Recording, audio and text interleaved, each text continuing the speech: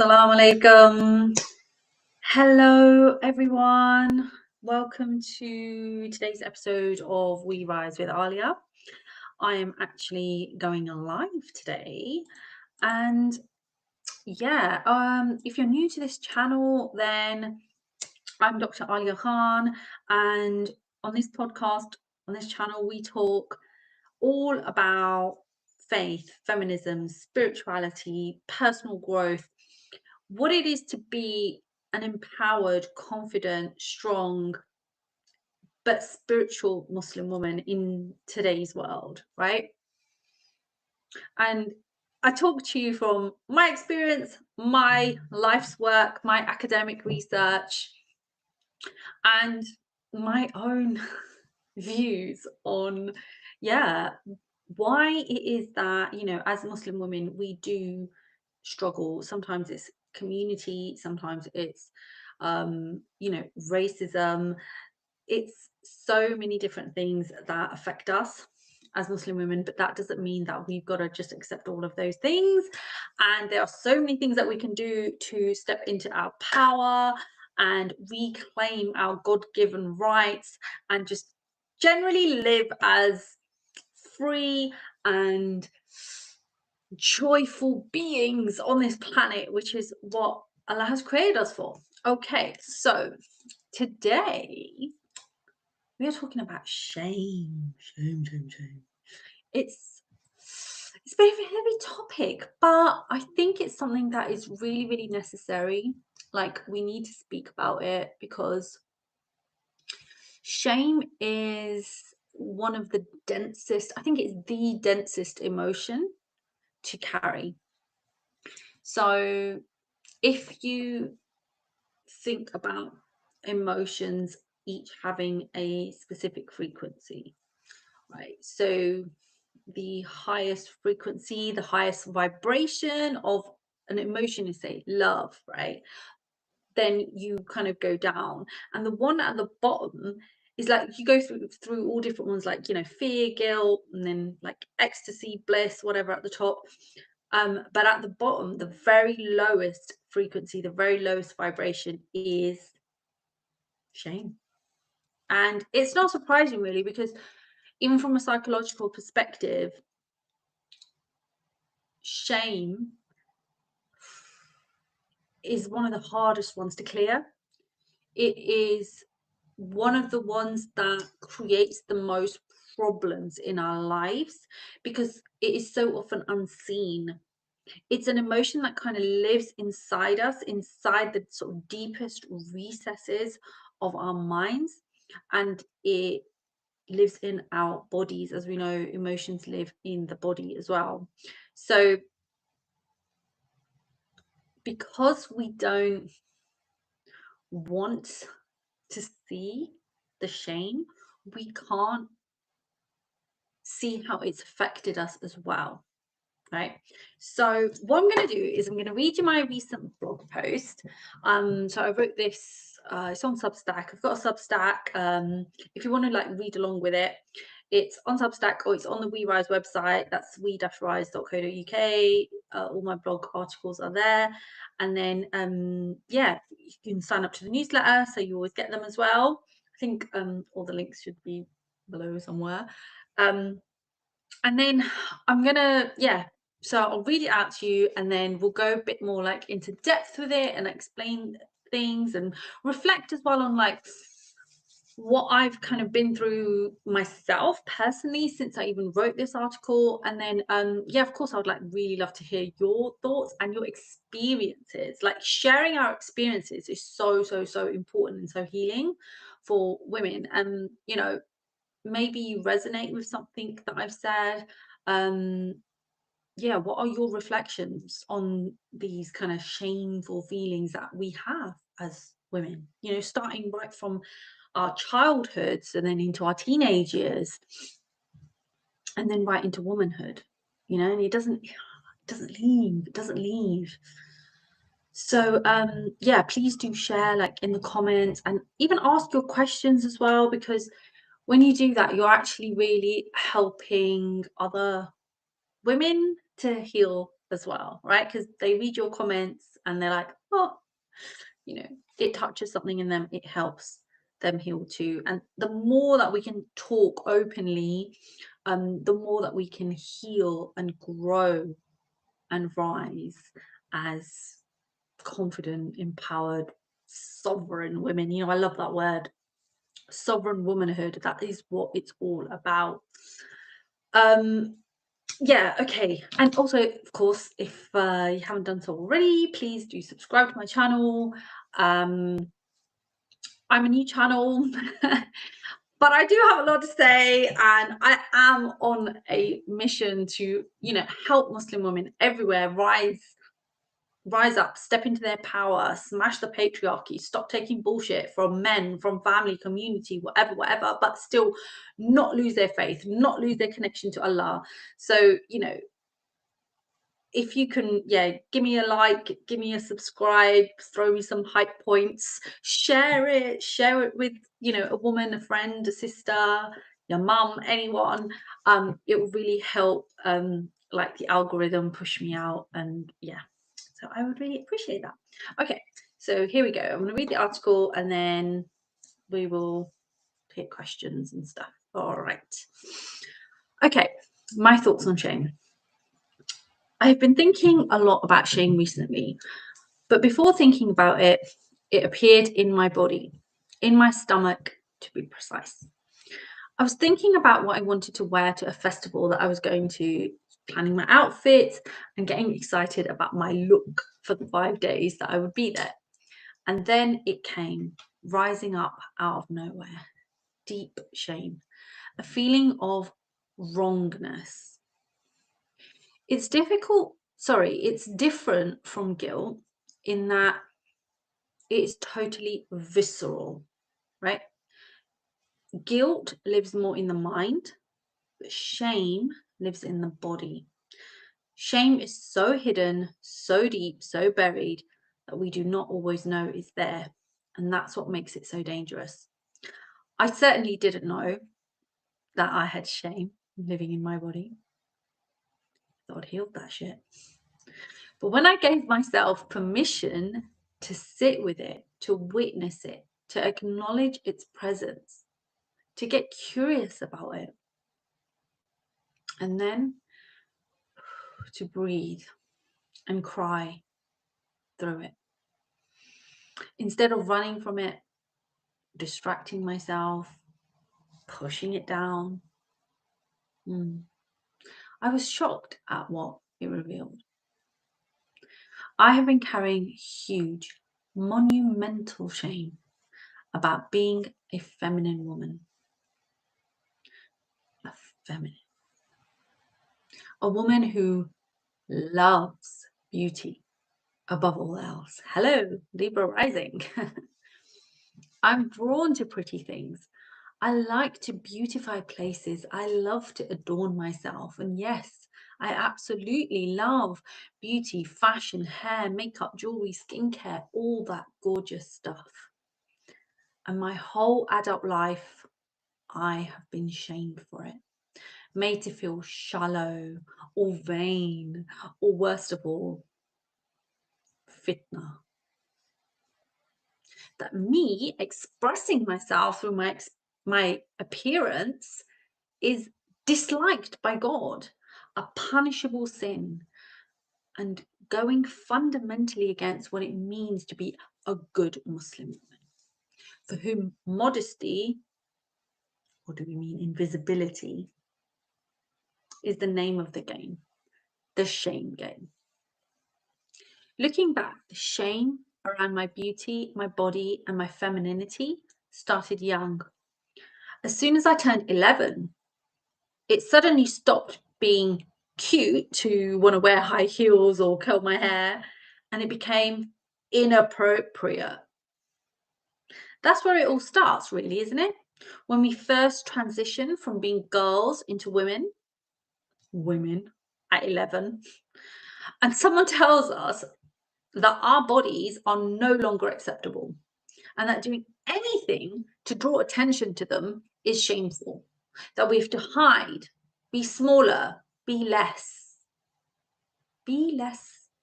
female. do not be a woman. Even though that is exactly what is happening to our bodies through biological maturation. Something natural and unstoppable and totally out of our control. This is the moment when we become aware of our shame over our femininity and therefore our womanhood. To exist as a woman is to have shame. Do boys go through this erasure when they become men? No. They are overtly proud of the fuzz showing up on their faces or their shoulders broadening and their voices deepening. For boys, becoming a man when they hit puberty is something to be proud of, not something to hide, to be embarrassed about, or pretend isn't happening. And it certainly isn't a cue for them to drastically modify their appearance or their behavior in public. But for girls, well, we know what happens. You suddenly can't play with your cousin brothers anymore. You're given dirty looks and rough tellings off if you look too pretty or your clothes are too tight. Clothes that were perfectly acceptable a few months ago are now fitna. And no one explains this kindly. Well, at least not to me and the hundreds of women that I've spoken to about this. It's almost like what is happening to our body and the perceived attention we might get for it is our fault. Like we did something wrong, immoral, bad. And if you don't modify your clothes or your behavior quickly enough, then you are being bad. Not making a mistake or committing a folly of youth or naivety, but sin.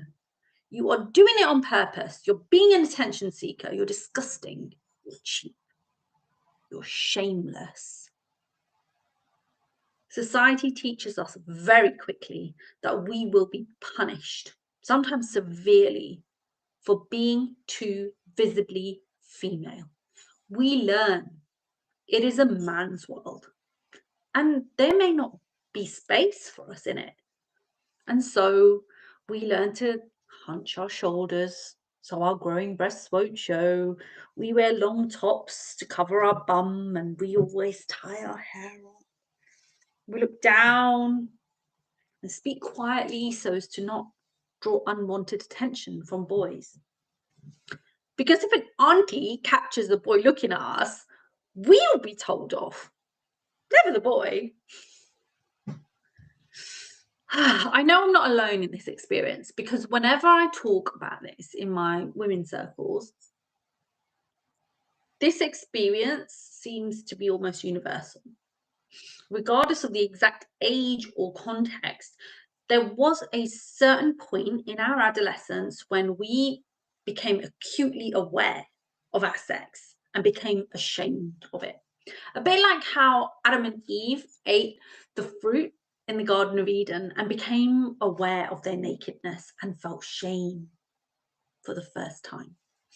All girls have a moment, probably long forgotten and buried in the unconscious and therefore highly influential in our thinking. A moment when they realized, like they realized they were a female. And that femaleness was wrong. And because this memory has remained in the unconscious, it has never been questioned or uprooted from our psyche. It's been allowed to remain an uninvited guest, along with all the negative emotions that came with it at the time, shaping our self concept and our beliefs about womanhood, about sexuality, and about gender relations, like how we relate to the opposite sex. So, to clear this imprint, we must bring it into the conscious mind. Consciousness or awareness is the key to liberating ourselves from this heavy burden of shame. if we can remember what happened to us, if we can be brave enough to go there, if we can name the thoughts and the feelings that came with those experiences, and then see how they shaped us, we can finally let go of those limiting beliefs and painful stories that keep us trapped, small, hiding, invisible, and ashamed of our very existence as women. We can start, finally, to exist freely, to take up space, to see ourselves as whole and holy. We can finally embody, not just know intellectually, yeah? We can finally embody our equality, our worth, and our divinity. So, my prayer for you is, may you know yourself as perfectly created by the One. May you be at peace with your femininity, however you choose to express it. May you be free from shame. With love and power. So that was my article. That was my I don't know if it's an article. It's my reflection. It's my thoughts. It's just what came out of me one morning. Yeah, and I would love to hear your thoughts about that, because for me it's really been a journey to here. Oh, whoops. And I think it takes, like I said, a lot of courage and a lot of bravery to go back to the time where you first encountered that realization, that acknowledgement that, oh my God, like I'm different, like I'm less than because of because I'm a woman, because I'm a female, and specifically because of this female body that is changing, right? It's differentiating you from boys, and that's a problem. So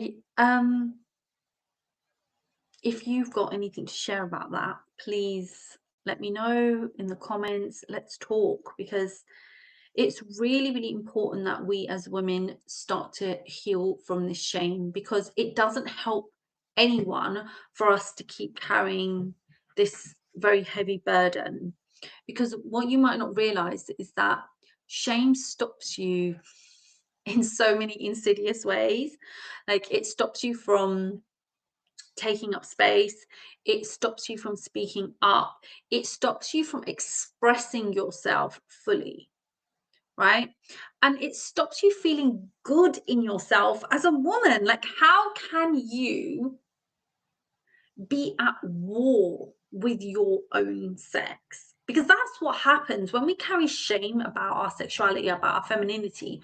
What happens is there's a part of us deep down that is rejecting that about us, that is saying it's not good for me to be a woman. I don't want to be a woman. On a very deep subconscious level, there is self-rejection and there is self-hatred. If you are, if you can't acknowledge that that exists inside you, then you won't realize that that could potentially be the thing that is stopping you from going after your dreams, or creating the life that you want, or living, in a healthy, balanced way within your, like, your physical health, your relationships, your emotions, all of this, like all the things that's, so for example, right, things that might be associated with femininity, like emotions, right, being emotional, being sensitive. You could be at war with that side of yourself, And this isn't just because of shame, by the way, around, like what happens to us in adolescence and in our families and stuff. But actually, it's the wider messages that we get from society that being sensitive and being emotional and being a girl, you know, just man up, you know, it's always that the feminine aspects of our self expression are weak, are not valued, are seen as problematic. And so, if you don't question those things, if you don't see how those messages are being absorbed by your psyche and your unconscious, then that's where they stay. You don't acknowledge that it's even a problem, that it might have actually battered your self-confidence. It might have actually made you feel really shit about yourself. But when you start to see that this is how society, culture, communities, families have, we place this heavy burden of shame on women, then we can choose to do differently. We can be like, hang on a minute, no, I don't, I don't accept that. I've got nothing to be ashamed of. I have got nothing to be ashamed of. You have got nothing. I will say that over and over again. You have got nothing to be ashamed of. Nothing. So, yeah, like I said, my greatest wish and prayer for you is for you to live without shame. Be shameless. Be shameless. And that doesn't mean, this idea of being shameless is seen as like a bad thing. Why would you want to live with shame? We should all be without shame, shameless, right? It's like being fearless is seen as a good thing. It means that you're courageous. It means you're bold. It means you're brave, fearless. Because we know that fear is a negative emotion. And yet, when we talk about shame, it has a totally different connotation. Being shameless is bad. Interesting, isn't it? Something to ponder on, I think. Um, I'm gonna leave you with that for today. That's it for today. But what I would say is I would encourage you to just spend a bit of time reflecting on that moment. Like, when was it for you in your childhood? Maybe it was when you first got your period. Maybe it was when you um, first got attention from a boy, right? When was it that you first became aware of your, your ability to attract attention in the opposite sex? And how did it make you feel? Because I know for me, it felt like shit. It felt horrendous because it starts young, right? Like, we start getting attention from men, even grown men, at a very young age. And I think this is what, like, women know this. Like, if you speak to other women, we know this. Like, it's a fact, right? But men act like, oh my God, that's so terrible. Like, I can't believe that. What do you mean you can't believe that? We can believe it. Other women believe it. We know it happens. It happens to every girl. You get perved on, from a very, very young age. And it does not feel nice. It feels awful. And then if on top of that, you're getting told off and told it's your fault by the adults in your life who are supposed to protect you, that has a very, very negative impact on our psychological development and our self-esteem and our feelings of self-worth. And yeah, we internalize all of that horrible blame, shame, and we carry that into our later lives. And it affects the decisions that we make. It affects how we show up in the world. And the world needs women to show up confidently, there are a lot of problems in our lives, in our sorry, in the world, like, and women need to come and solve those problems because the men have had a go and they fucked things up royally. So give the women a go now. Right. I'm gonna leave it there. I said that before, didn't I? And I carried on waffling because that's what I do. But yeah, have a great day and hopefully see you in the comments. Take care, my loves, and see you soon. Bye.